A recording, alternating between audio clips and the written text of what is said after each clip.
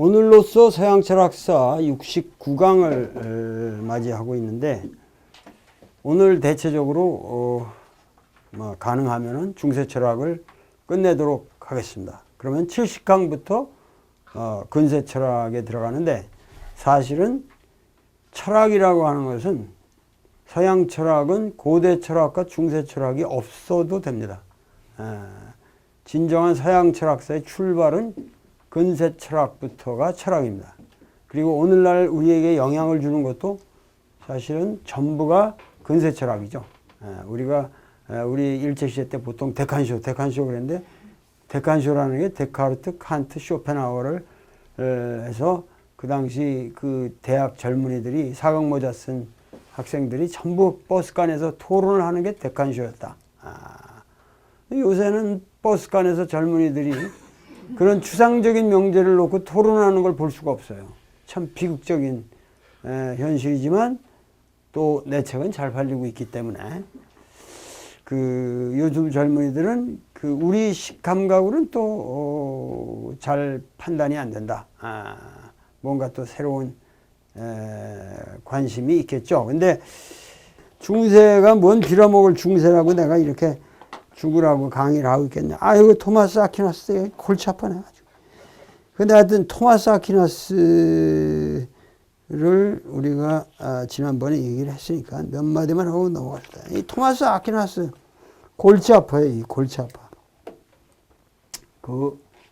러셀이 말한 대로 결론을 먼저 놓고 모든 논증하는 것은 결론이 뻔한 논증이라면 논증일 수가 없다.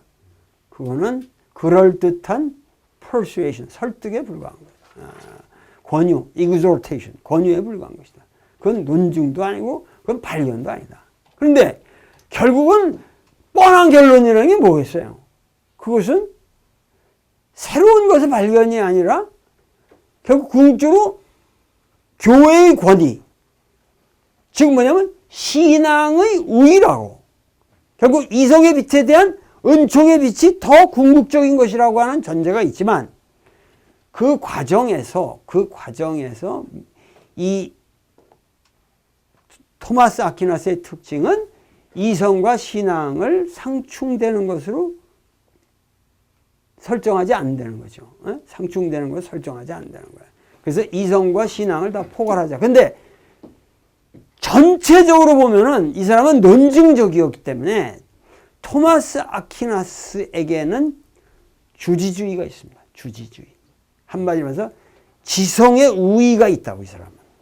이성적인 논증을 이 사람은 사랑하기 때문에 이 모든 스콜라 철학에서 이 사람은 주지주의, intellectualism, 주지주의로 꼽힌단 말이에요. 주지주의. 이제 그 뒤에 그러니까 신이라는 사람도 어떻게 돼요? 주지주의자면 완벽한 이성의 구현체죠. 그러니까 신의 모든 선택이나 신의 모든 행동이라는 것은 모든 인간의 생각할 수 있는 이성의 완벽한 구현체라고 보는 거죠. 실현체라고 보고. 그러니까 그것이 어디까지나 주지주의적인 성격을 띈다는 거죠. 그러나 궁극적으로 가면 항상 모든 애매한 문제 오면은 그 주지주의적인 해결로 관철하는 것이 아니라 뭐야? 그것은 신의 은총에 의해서. 이렇게 되는 거죠. 이런 게 이제, 그래서 이 사람의 말하는 것은 이런 거 있거든요. 물론 이 사람은 아리스토텔레스적인 철학을 했기 때문에 이 사람의 삶의 태도는 물론 관조, contemplation, 관조적 삶을 우위에 놓는 거예요. 이게 아리스토텔리아니즘의 특징입니다. 아리스토텔리아니즘은 관조. 그러니까 돌 같은 사람, 근데 나는 사실 그런 건 아니지. 내가 무슨 관조적인 삶은 아닌데 많은 사람들이 아마 그렇게 볼 거예요. 돌 선생은 참 이렇게 자기의 서재에서 모든 세계를 뭐 이렇게 실제로 뛰고 그냥 선거 유세하는 댕기는 사람들 뛰는 게 아니라 관조를 해가지고 뭐 김현정이 무튼 뭐가 하든 딱 이성적 계산으로 착 세계를 해가지고 말을 할 때도 이성적으로 착! 그게 더 설득력이 우리한테 있다. 도울 선생의 관조적 삶이 부럽다. 이렇게 말할지 모르죠. 이런 게 이제 아리스토텔레스가 꿈꾸는 관조예요. 관조. 근데 중세기적 삶이라는 건 되게 그런 관조적 삶을 이렇게 이상으로 삼았지만은, 근데 나는 관조적인 건 아니야. 나도 이거 울고 웃고 그냥 뭐 엄청나게 나는 활동하는 사람이거든. 어디 활동이라는 게 꼭 서울 부산을 왔다 갔다 해야 되는 게 활동은 아니고요. 나는 사람 만나고 부닥치고 의견 충돌하고, 그건 내가 관조적인 것만이 아니라 이게 관조적인 것만은 아니라는 거야. 그러니까 아리스토텔레스가 틀렸다는 얘기지. 그러나 하여튼 이들의 관조는 토마스 아퀴나스의 관조는 뭐라 그러면 비에틱 비전이라고.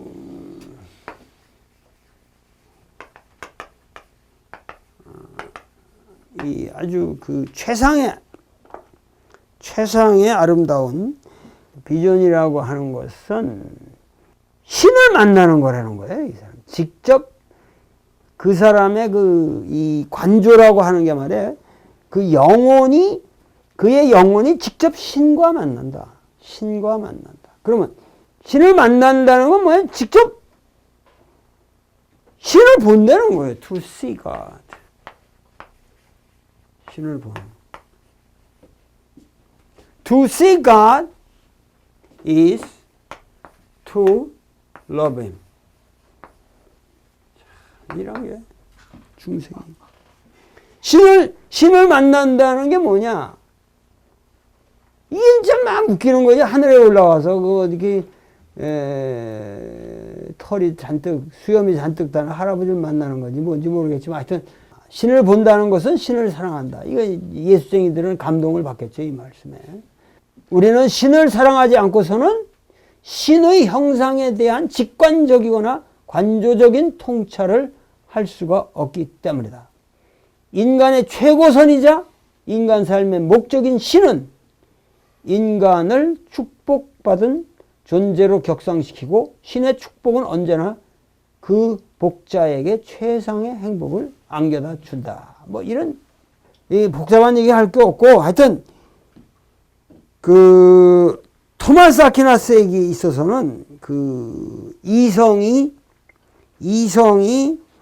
의지의 우위에 있다. 이 인텔렉트가 지성이 인텔렉트, 리즌이라고 그러는데 있겠지만, 이 이성이 그러니까 신의 의지, 지성이 holds priority over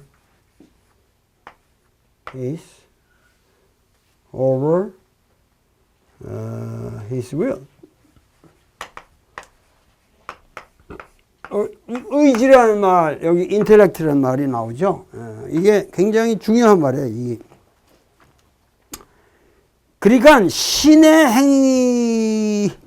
행위라는 것이 어떠한 자의성이 없다는 거예요. 자의성이 없다는 거예요. 그렇게 되면은 이 세계는 그 모든 이성적 계산에 의해서 우리가 살고 있는 이 세계는 the best possible world가 되는 거예요. 신이 항상 자의적으로 선택한 것이 아니기 때문에, 의지에 의해서 자의적으로 선택한 것이 아니기 때문에 우리가 살고 있는 이 세계는 가장 최선의 가능한 최선의 세계라는 거지. The best possible world라는 거지. 항상 그 논의가 있는 거죠. 최상의 세계다. The best possible world다. 과연 그럴까? 이제 진화론에서도 이게 항상 문제가 되는 거죠. 진화론에서도 항상 문제가 되는 건데, 저는 이 세계가 아름답기는 한데, 꼭 무슨 the best possible이라고 보지는 않습니다만, 하여튼 이들은 상당히 논리적으로 이런 거를 따지는 거죠. 그래가지고 인간의 최고의 선은 현세의 생 안에서가 아닌 다가올 생 안에서 얻어지게 마련이다. 따라서 현세의 생은 인간이 그 자신의 최고선, 즉 신과 영원한 지복을 만나게 되는 다가올 세계로의 순례길로서 여겨지는 것이다.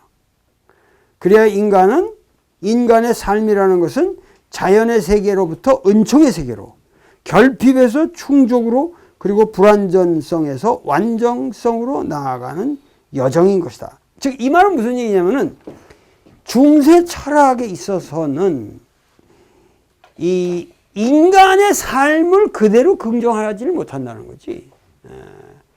이것은 어디까지나 신을 향해서 가는 그 도정으로서의 존재라고 하는 규정성이 있다는 거예요. 그러니까 신을 만나러 가지 않으면은 이건 무의미한 인생이라. 무의미한 인생이죠. 이것이 중세 철학에 아주 깔려있는 대전제입니다. 사실 힐랍 철학이라는 것도 그렇게 인간의 개체성에 대한 탐구가 부족해요. 플라톤만 해도 이데아론이고, 그리고 그 아테네 폴리스라고 하는 것은 전쟁을 위해서 존재하는 거 아니에요. 그러니까 국가라고 하는 전체적인 목적을 위해서 모든 것이 희생돼야 되는 거고, 우리가 그걸 알아야 됩니다. 이 힐랍 철학, 힐랍의 어떤 그 발랄함 뭐 이런 거 하면서 인간의 아름다움이 추구 이런 건데 이게 다 잘못된 거예요. 힐랍 철학이라는 게 모든 게 그 힐랍의 모든 조각이라는 것도 완벽한 기하학적인 그 폼의 추구였기 때문에 그렇게 아름다운 겁니다. 현실적인 인간을 조각한 게 아니거든. 그 디아블로스라든가 원반 던지는 사나이의 그 얼마나 완벽해요. 그 유비, 카논, 그 비율, 프로포션, 그 순간에 그 아름다움. 세계에서 정말 이 힐랍의 조각처럼 내가 보기에 아름다운 조각이 없는데, 이 아름다운 조각들은 전부가 뭐냐면 개체성이 아니라는 거지. 그러니까는 사실은 기독교는 뭐예요? 기독교는 예수의 복음이라는 건 인간 개체의 구원이거든, 내가 보기에는. 그러니까 복음의 정신이라는 건 사복음서가 끊임없이 우리에게 생명력을 가진다는 것은 인간의 그 개체성. 가난한 자여 그대는 복이 있도다. 그건 가난한 자 모두를 향한 게 아니라 가난한 개인을 향해서 외치는 거예요. 가난한 그대여 그대야말로 천국이 너희 곳이로다. 이런 것이 전부 내가 보기에는 개체적인 구원이고 그것이 기독교의 위대함이었단 말이야. 그러면서 인간에 대한 이런 그 사상이 이렇게 인간론이 기독교로 인해서 들어오기 시작한 거야, 사실은. 거꾸로 이거 아주 파라독시컬한 얘기인데, 그런데 이 중세 철학이라는 것은 그 예수의 오리지널한 개체성의 논의를 전부 뭐냐면 신에 대한 예속성으로 바꿔버렸단 말이지. 인간의 개체성이 존재가 아니라 뭐야? 신으로 향한 도정에 있는 존재일 뿐이라. 그대가 신을 만나지 않으면 그대의 삶은 의미 없는 하찮은 불강하지도 않다는 것이다. 그러니까는 개체를 말살하는 거죠. 그러니까 신의 존재를 긍정하는 건 뭐야? 인간을 부정하는 거죠. 인간 개체를 부정하는 거죠. 그러나 이 토마스 아퀴나스 철학에 오기까지 중세 철학의 발전이라는 것은 우리가 아우구스티누스 철학에서도 그런 걸 봤지만은 결국은 인간의 부정을 통해서 오히려 신성을 긍정함으로써 점점 뭐냐면 신성 그 자체를 개체화시키는 그런 인간론의 깊이가 중세 철학에서 생긴다는 얘기지. 아이러니컬하게. 항상 인간 자체의 논의가 아니라 인간 배경에 신을 놓음으로써 그걸 예속적으로 우리가 이해할 때는 인간은 말살되고 말지만 결과적으로 인간을 신적인 존재로 바라보게 되는 그 신성의 문제가 항상 배태됨으로써 서양 철학에서 인성론의 깊이가 생겨난다는 거죠. 아이러니컬하게.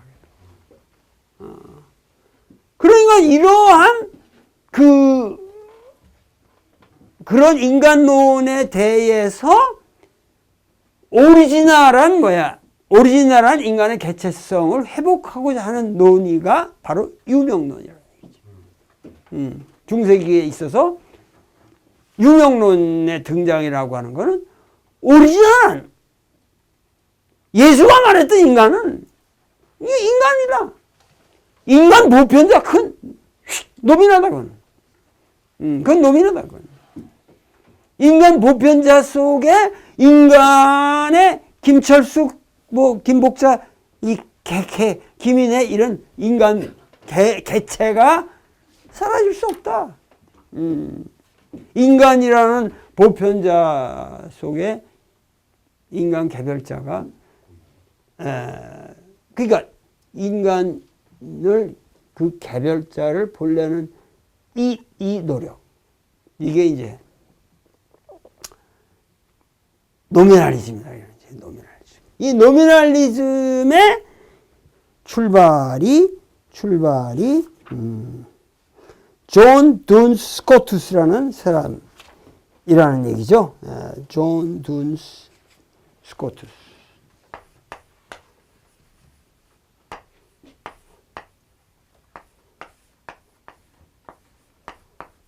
존 둔스 스코투스는 프란체스코 수도회의 수도사예요. 이 사람 43세의 나이로 1308년에 일찍 죽었지만은 이 사람은 독토르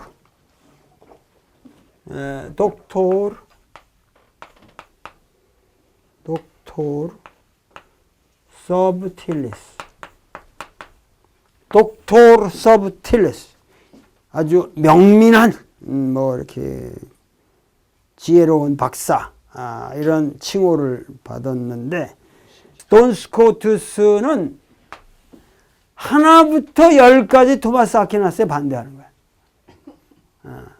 토마스 아퀴나스는 걔 말만 나오면 다 틀렸다는 거지. 이게 소위 말해서 크리티컬 필로소피, 나중에 칸트가 말한 크리티컬 필로소피가 되는 거죠. 비판 철학이 되는 거죠. 뭐든지 다 비판적으로, 회의적으로 본다. 그러니까 존 둔 스코투스가 나오면서 뭐냐면 모든 게 다 뭉개는데 제일 중요한 것은 이 사람이 교회의 권위도 물론 진리의 기준으로서의 교회의 권위도 인정하고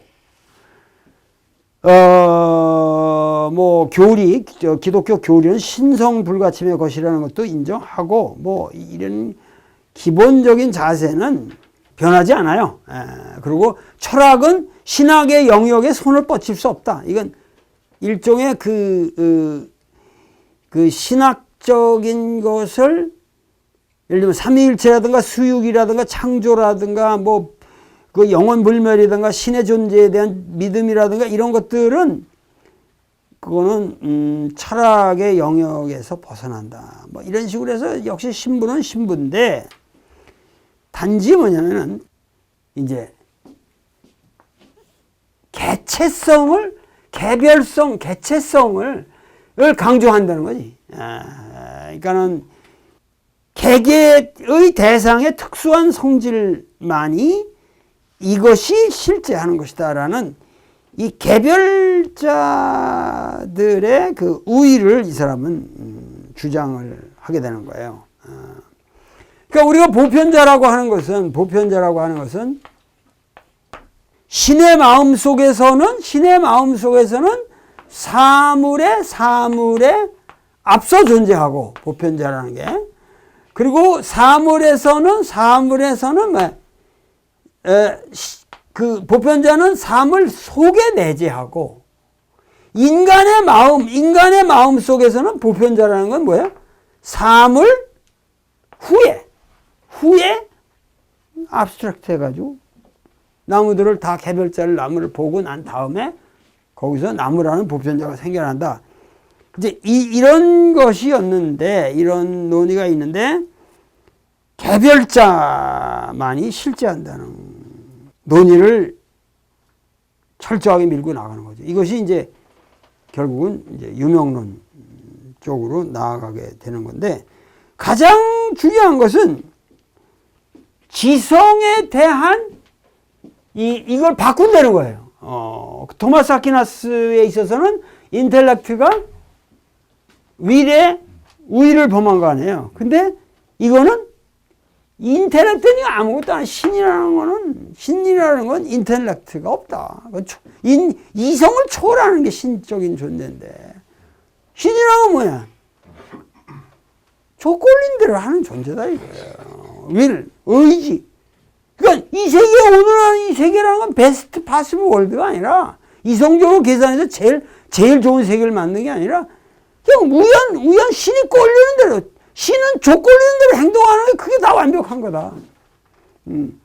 그러니까 이거는 신이 또 딴 데로 꼴렸다면 딴 세계가 얼마나 좋은 세계에 있을 수 있었다. 그러니까 의지가 우위를 갖는다. 이게 이제 벌써 중세기 때 이게 무슨 얘기예요?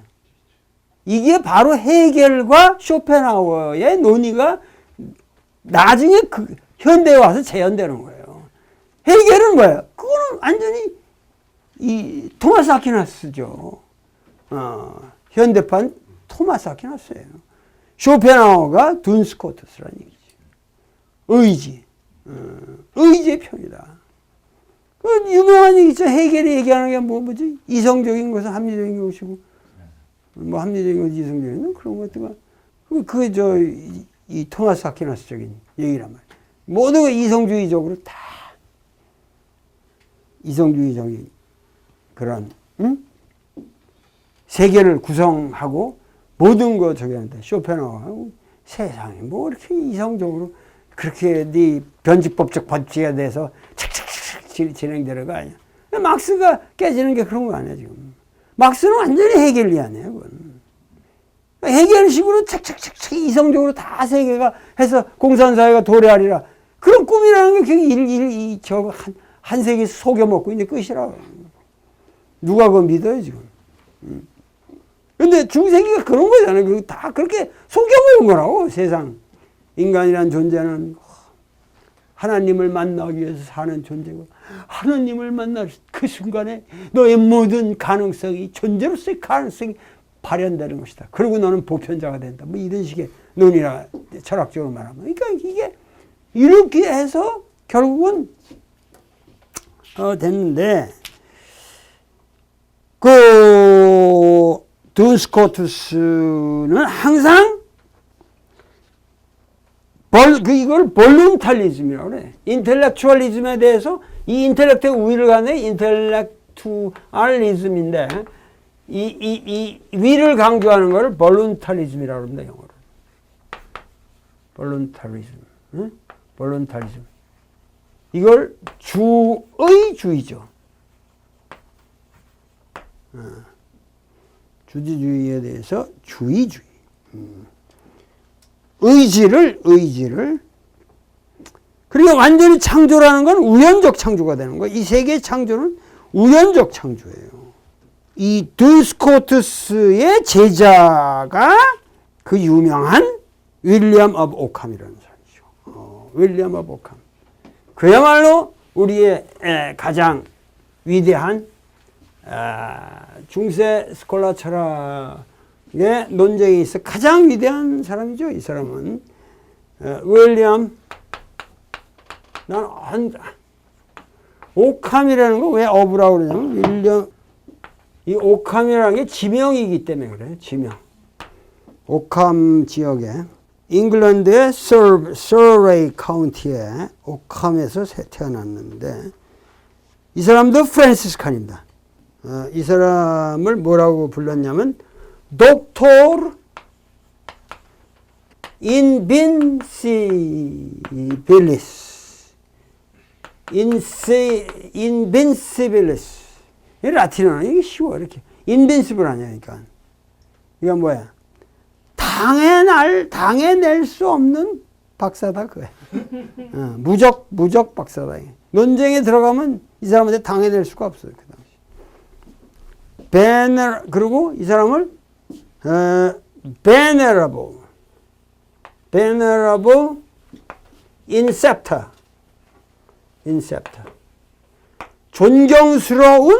존경스러운 창시자. 인셉트. 처음에 시작하는 사람이라는 얘기죠.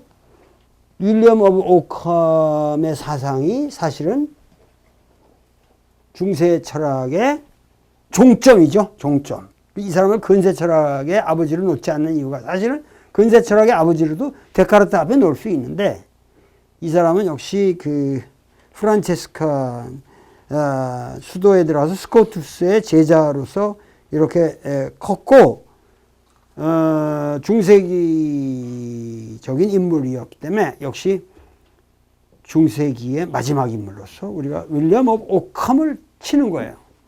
그래서 교회와 국가 사이에서 진행되던 그 격렬한 논쟁에 뛰어들어가지고 그 교황이 이 사람을 이제 죽이려고 위협을 하게 되니까 도피처를 구하던 중에 바이에른 공 루드비히에게 피난해서 그 요청을 해요. 그때 하는 이 얘기가 그 유명한 얘기가 있죠. Do defend me by the sword, and I will defend thee with my pen. 그대가 나를 칼로서 보호하여 준다면 나는 나의 붓으로 그대를 보호하여 주리라. 그래서 바바리아의 이 코트에서 궁정에서 죽을 때까지 보호를 받아요. 그래서 다행히 이 훌륭한 저서들을 남겼는데 이 사람의 이제 term이잖아요. term 무슨 명사 그 term을 해서 이게 terminism이라고 불러요. terminism. 명사론이죠. 명사론. 그러니까 이게 term이라는 게 이게 노미나란 말이에요. 이게 노미나예요. 이게. 이름이라는 얘기죠. 모든 이름은 그냥 관습적인 기호라는 거예요. conventional signs.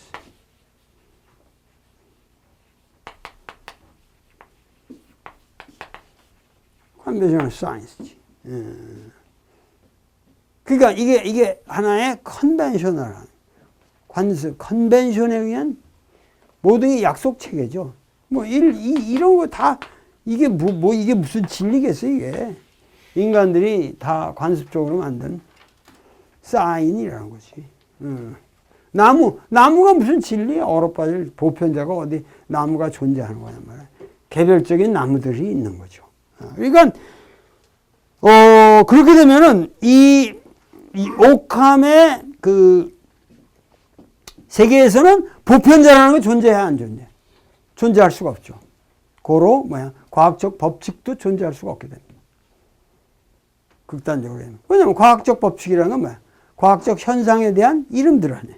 보편자들이란 말이에요. 보편적인 법칙이란 말이에요. 근데 사실은 오캄이 맞죠. 응? 절대적인 과학 법칙이 어디 있어요? 이 맞죠 이게. 사실 여러분이 생각한 과학적인 법칙이 진리가 아니라 노미나예요. 그것도. 사실 이 사람은 앞서간 거라고. 이게. 과학적인 법칙도 그 일종의 이름이에요. 지금 아인슈타인의 무슨 상대성 이론 이게 절대적으로 맞는 게 아니에요. 지금 우리가 그런 약속에 의해서 세계를 보고 있고 그것에 의해서 효과가 있으니까 인정하는 거지. 원자탄도 만들어지니까 우리가 그냥 벌벌 떨고 그 진리라고 인정하고 있는 거예요.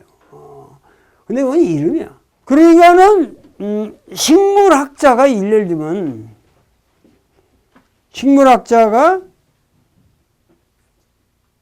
종에 대한 연구를 하는 건 있을 수가 없다는 거예요. 이 옥함에는. 어느 종 보편자의 연구는 없다는 거지. 나무 하나하나, 동물의 하나하나의 연구는 있어도 고양이 전체에 대한 연구는 과학이 아니다는 거예요. 그렇게 되는 거죠. 완전히 과학이라는 것도 그런 개별자들의 연구가 돼야 된다는 거죠. 이게 상당히 파워풀한 논리죠. 우리가 이거 생각해 볼 만한 과학이라는 게 과연, 우리가 어떤 면에서는 인간이라는 것도 다그만 보편으로 얘기하는데 의학의 문제점이 있잖아, 지금. 사람마다 체질이 다르고 사람마다 이 상황이 다른데 개별자들의 이게 안 하고 전부 메디컬 정보가 보편자에 대한 논의인 것처럼 착각하고 있는 데서 생겨나는 거야. 이 노미널리즘 문제가 계속 있는 거라고 지금. 그러니까 인간 보편에 대한 얘기가 아니라는 얘기지. 보편이라는 건 기껏해야 뭐야? 인간 개별의 공통적 측면일 뿐이지. 공통적 측면일 뿐이죠. 우리가 그거 상당히 서틀한 얘기인데 이거 중요한 얘기라는 얘기야. 그렇게 되면은 그 신학과 지식은 분리돼야 한다는 거지. 왜냐하면 신학은 전부가 거짓말이다 그런 거야. 거짓이 지식에 보면 그 거짓말이지. 예수가 뭐 죽었다 살아났다든가 뭐 처녀가 잉태를 했다든가 뭐 모든 게 false science다 이게. 그렇기 때문에 신학이라는 것은 지식의 대상이 근본적으로 될 수가 없다. 그것은 신앙일 뿐이다. 그렇다 믿어라 이거지. 그럼 믿는 놈들끼리 좋아하는 거지. 그럼 보편적인 지식이 될 수가 없다는 거야. 처녀 잉태 이런 것의 설도 전부가 그대로 믿는 거라 이거예요. 믿는 거라 이거예요. 그러니까는 오히려 이 사람은 그런 회의주의를 통해서 결국은 그 종교를 자기는 구원한다고 생각을 했던 거죠. 순수한 그 믿음의 영역으로. 그래서 믿음이라는 것은 증명이 필요 없는 것이다. 그러니까는 토마스 아퀴나스는 헛지랄을 한 거다. 전체가. 증명할 필요가 없는 걸 증명하느라고 그렇게 신학대전을 썼으니. 헛지랄이다, 이게. 헛지랄이다, 헛지랄. 그러면서 이 사람은 그 논리의 세계는 신앙의 세계를 대상으로 할 수가 없다. 그러면서 이제 유명한 게 오캄스, 여러분들이 아는 유명한 얘기가 오캄 그러면 반드시 여러분들 기억해야 되는 게 오캄스 레이저라고. 오캄스 레이저. 이거 꼭 같이 기억을 하세요. 오캄의 면도날. 내가 이게 대학교 때 내가 아주 이거는 내가 철학개론을 들으면서 나는 신일천 선생한테 이걸 들었는데 이건 난 참 기분 좋다고 생각했어요. 오캄의 면도날. 면도칼. 옛날에는 우리 때 도르코 면도날. 그거 갖다가 하면 샥. 얼마나 잘 쓰러져요. 그러니까 이 면도날이라는 게 뭐냐면은 오캄의 면도날. 면도날은 왜 필요하냐? 모든 이 허구, 우리 대가리에서 그런 모든 허구적인 개념들, 보편자는 면도날을 샥샥 잘라버리듯이 잘라내버릴수록 좋다. 모든 진리는 가장 단순한 설명이 되어야 한다. 모든 보편자를 다 잘라내버려라. 그 잘라내버리는 게 면도날이란 말이야. 샥샥샥샥 잘라내듯이. 오캄스 면도날. 보편자는 쓸데없는 것이기 때문에 우리의 경험에 대한 우리들의 해석에 있어서 면도질 하듯이 잘라내야 하고 제거해야 하는 것이다. 그렇기 때문에 오캄은 이게 이제 경험론의 선구가 되는 것인데 개별 사물들의 실제는 직관적으로 우리에게 알려진다는 거예요. 직관적으로 알려진다는 건 무슨 얘기냐면은 저기 있는 장미꽃은 장미꽃이라는 개념이나 장미꽃이라는 이데아를 통해서 그 보편자를 통해서 우리에게 인지된다고 하는 것이 여태까지 모든 인식론이거든요. 당연히 그렇게 되죠. 그런데 그러니까 모든 걸 뭐 회상을 한다든가 그 플라톤부터 그래가지고 그게 중세기를 지배했던 거예요. 근데 저것은 다이렉트 그런 보편자를 안 거치고 이거 다 잘라버렸으니까 저 장미꽃은 그냥 다이렉트 나의 감성에 그냥 인지되는 것이다. 다이렉트. 인간의 마음에 다이렉트하게 오는 것이다. 이게 경험론의 출발이 되는 거죠. 이게 어디서부터 처음에 로크의 경험론이 나오게 되는 겁니다. 무매개적으로 매개가 없이 무매개적으로 인간의 마음에 현시된다. 나의 심적인 관념과 그 개별 대상의 관계, 이거를 first intention이라고. 이제 요거 조금 복잡한 나중에 인식론에서 나오는데 이 오캄의 그 first intention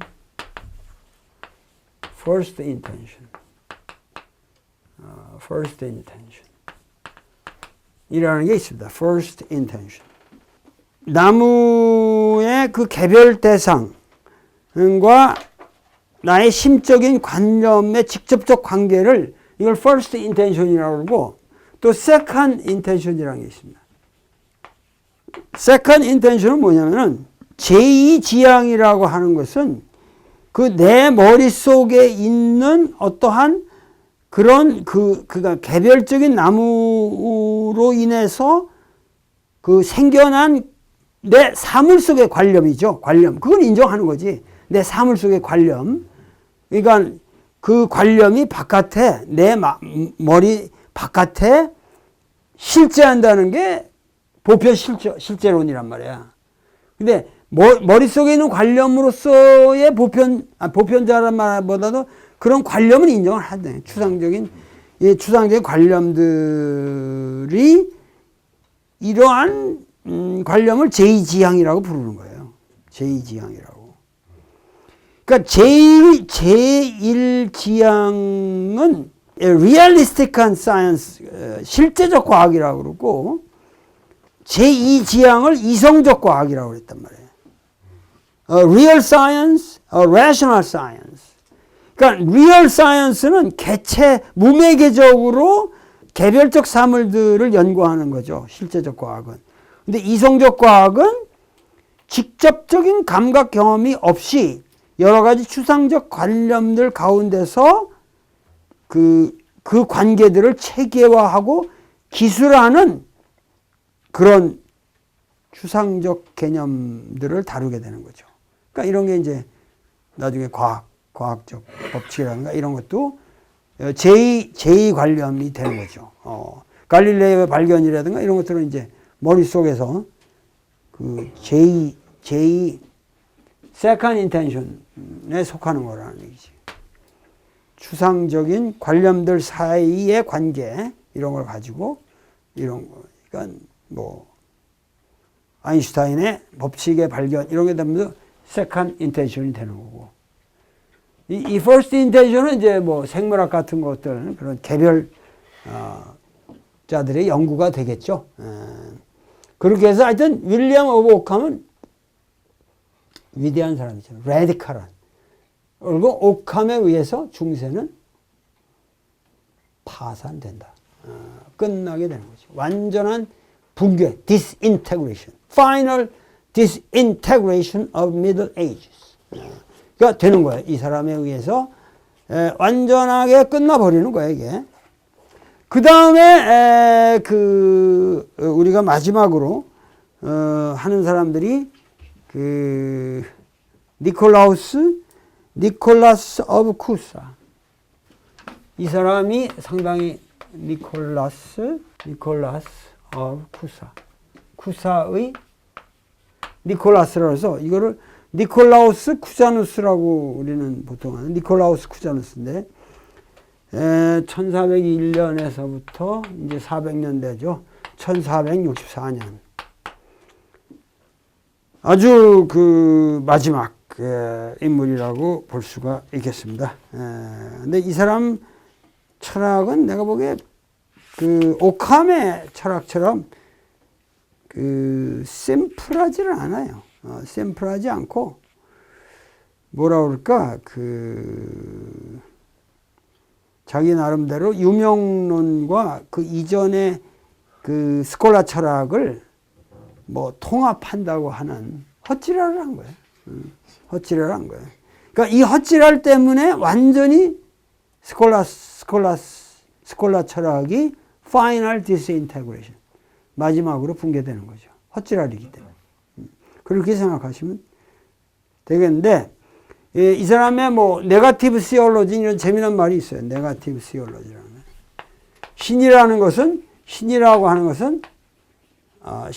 하는 것은 어떠한 경우도 이러하다라고 기술되면 신이 아니다는 거예요. 이러하지 않다라고만 말할 수 있다. 이게 이제 인도 철학에도 네티 똑같은 얘기죠. 그 굉장히 내가 그 서에서도 긍정형은 안 된다 이건데 이 모든 신비주의는 긍정형을 싫어해요. 왜? 긍정형이랑은 사람하고 관계에서도 그렇잖아. 우리가 너는 이렇다 그러면 김새잖아. 야, 이 새끼 내가 네 말에서 내가 규정되느냐 싫다. 쟤는 이런 애는 아니야. 이러면 문제가 없거든. 너 이런 새끼 아니야? 이러면 김샌다고. 그 말에 규정성이 들어오니까. 신이라는 거 그게 규정되어서는 안 된다. 뭐 이런 얘기도 좀 재미있고. 이 사람에 있어 learn it, ignorance라는 말이 있어요. learn it. 이게 좀 노자적인 그런, 이게 상당히 뭐랄까, 신은 무매개적인 직관을 통해서 어떤 이해할 수 없는 모라적 통찰을 통해서 찾아져야 한다. 이게 이제 이 니콜라우스 쿠사의 이 사람은 유명론자인데도 불구하고 결국 유명론의 궁극에 이 사람은 신비주의에 도달하는 거예요. 신비주의에 도달해. 그러니까 이 니콜라우스 쿠자누스가 마이스터 에카르트 같은 사람의 막 그런 신비주의를 계승했다고 볼 수 있죠. 세계는 신의 모사물이라고 믿었으나 이 사람은 신과 세계의 본질이 제각기 상이하다. 그러니까 신과 세계가 일치되는 것이 아니라 신이라고 하는 것은 뭔가 이 세계라고 하는 현실을 이런 모순이라든가 이런 거를 조화시키는 가능태들을 현실화시키는 절대적인 실제다. 그러니까 그 세계와 신을 독자적으로 이해하기 시작한 거지 벌써. 그러니까는 뭐 신이 세계를 창조하고 세계는 그러니까 지금 그 어떤 연대성을 이미 끊어버리는 거지.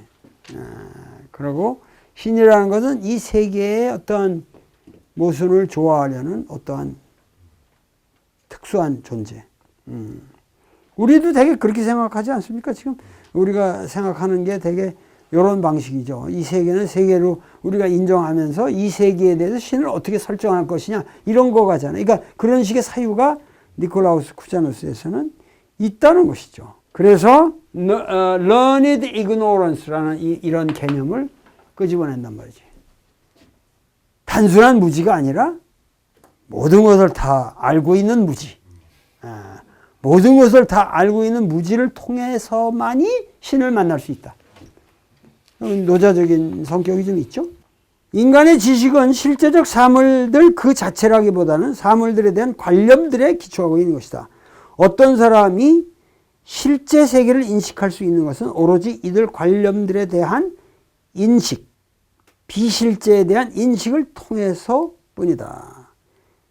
인간은 심적 표상을 통해서 실제 세계를 반영한다. 우리는 표현 불가능하고 지시 불가능한 궁극적 실제, 신에 이르기 위해서 이성적 과학을 초월해야 한다. 유목론적인 그 인식론을 수용하면서도 이 사람은 결국은 인간은 그 자기의 멘탈 리프레젠테이션의 수단을 통해서 그러한 방법으로 the real world, 그 진실한 세계, the real world를 mirrors, 그거를 반영한다. 인간은 심적 표상을 통해서 실제 세계를 반영한다.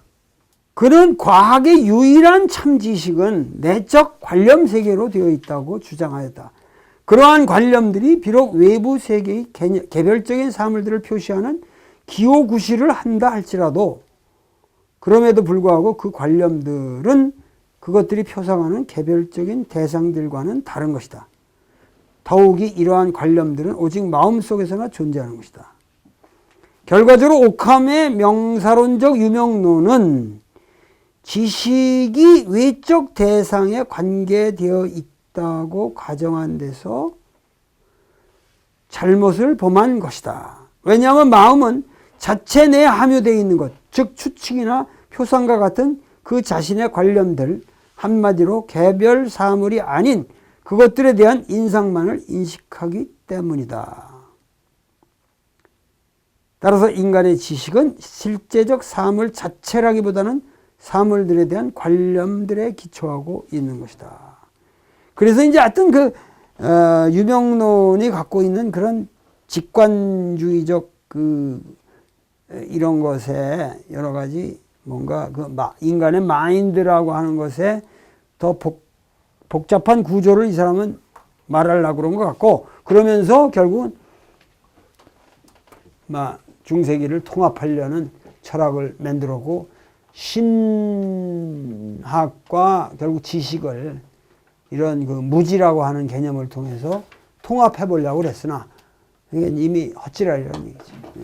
이미 헛지랄이고, 하여튼 니콜라우스 쿠사누스를 끝으로 우리가 되게 중세 철학을 여기서 보통 완료를 합니다. 근데 중세 철학의 진정한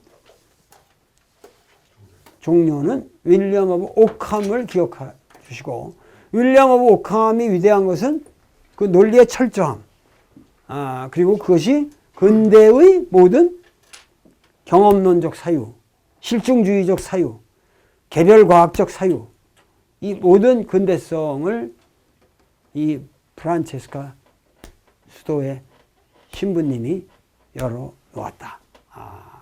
그러나 그러기 때문에 하여튼 중세 철학이라고 하는 것은 이제 아까도 말씀드렸습니다만은 뭔가 근원적인 문제에 대한 그 통찰이 있기는 있다. 그러나 하등의 그 우리가 사는 현실에 관한 이론이 없다는 거죠. 정치철학, 윤리철학, 사회철학 볼 게 없어요. 다 윤리철학 그러면 다 하나님한테, 하나님을 신앙을 잘하는 게 그게 최상의 윤리니까 거기에 윤리학도 없죠. 정치철학이라는 건 다 뭐예요? 세속적인 정부는 신의 정부에 예속되어야 된다는 게 전부 일관된 정치 철학이에요. 모든 사람들의 이 수도에서 자기들이 속해 있는 교회 자체의 세속 권위에 대한 우위를 거부하면은 그건 안 되거든. 그건 정치 철학이라는 게 있을 수가 없어요. 토마스 아퀴나스 같은 사람도 그 신국과 세속적 나라와 신의 나라, 이거를 아우구스티누스는 그거를 완전히 분리시켰잖아요. 분리시켰지만은 이 사람은 그거를 뭔가 이렇게 그것도 그렇게 분리를 안 시키거든. 그러나 사실은 그 내면적인 논리는 훨씬 더 보수적이죠. 그 사람도 신국과 이것이라는 걸 이 세계 속에서 신국, 이 세계 속에서의 사실은 그 나쁜 놈들의 나라와 좋은 놈들의 나라로 본 거지, 그게 우리가 말하는 그 초월적인 세계가 이런 나눔이 아니었다는 거 아니에요. 성령 선생의 얘기로 말씀드리면. 그러니까 상당히 아우구스티누스에서는 그런 현실주의가 오히려 신국론에 있어서도 있는데, 논리적으로 본다면 내가 보기에 그 토마스 아퀴나스의 정치 철학 같은 것은 상당히 그 양자를 이렇게 화해시키는 것 같은데도 결국은 항상 세속 정부의 권위를 인정하지 않는 거죠. 그러면서 종교개혁 이후로부터나 전 서양 세계는 그야말로 로만 캐톨릭의 권위에서 벗어나기 시작하는 거죠. 그런데도 오늘날까지 신교의 모든 목사님들이 교회가 더 세속적인 어떠한 조직에보다 우위라고 주장하고 있는 것이죠. 자, 그런 것에 대해서 오늘 마지막으로 여러분들 말씀드린 것은 2017년 대선을 통해서 우리가 선택한 정부를 가지고 우리가 이 나라에서 이 현실 속에서 우리의 문제를 합리적으로 해결해 나가고 이런 정부를 탄생시켜야 된다. 지금까지 이승만으로부터 박근혜에 이르는 이러한 정부의 형태로서는 도저히 더 이상 우리가 참을 수가 없다. 정말 참을 수가 없다. 이제는 새로워져야 된다는 것을 말씀드리면서 이것으로서 지긋지긋한 중세 철학을 끝내기로 하겠습니다. 감사합니다.